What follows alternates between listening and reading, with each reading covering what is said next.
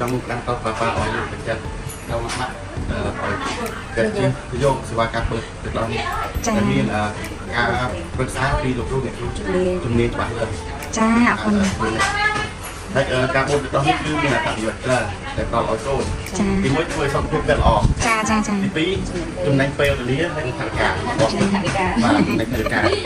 ចាអរគុណច្រើនលោកប៉ាពិតជាពិសេសមែនតើដែលលោកប៉ាបញ្ចេញមតិឲ្យលោកប៉ាផ្សេងឲ្យជួយលើកទឹកចិត្តអ្នកបាក់ជួយជំរុញឲ្យអ្នកបាក់ជ្រើសរើសវិធីសាស្ត្រក្នុងការផលិតទឹកដោះត្រូវនិយាយទៅដោយលោកប៉ានិយាយចឹងចំណែកទាំងពេលវេលាចំណែកទាំងថវិកាអ្វីដែលសំខាន់គឺសុខភាពកូននឹងតែម្ដងតើឥឡូវម៉ាក់ការបូមទឹកដោះគឺប្រោភាពងាយស្រួលហ៎ម៉ាក់ចាអ្នកគ្រូប្រោភាពងាយស្រួលអ្នកគ្រូមកប្រឹក្សាបន្តបូមចឹងតើមានអារម្មណ៍ថាសគាឈឺឬក៏ស្រួលបូមយ៉ាងម៉េចដែរអង្គពិបាកទេអ្នកគ្រូស្រួលជាងការគិតឆ្ងាយនេះការគិត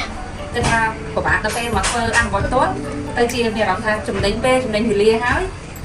ចំណេញច្រើនគឺចំណេញច្រើនណាស់និយាយវាប្រអត់អ្នកគ្រូចាបងអានមកដោះផ្ទាល់ចំណេញគឺចំណុចនេះគឺសំខាន់ខ្លាំងចាំបងស្រីដែលគាត់គម្រោងនឹងពីចំពោះឲ្យទឹកដោះបងអាចធ្វើការប្រឹក្សាយោបល់ផ្នែកទឹកដោះម្ដាយសម្រាប់ទឹកដីខ្មែរ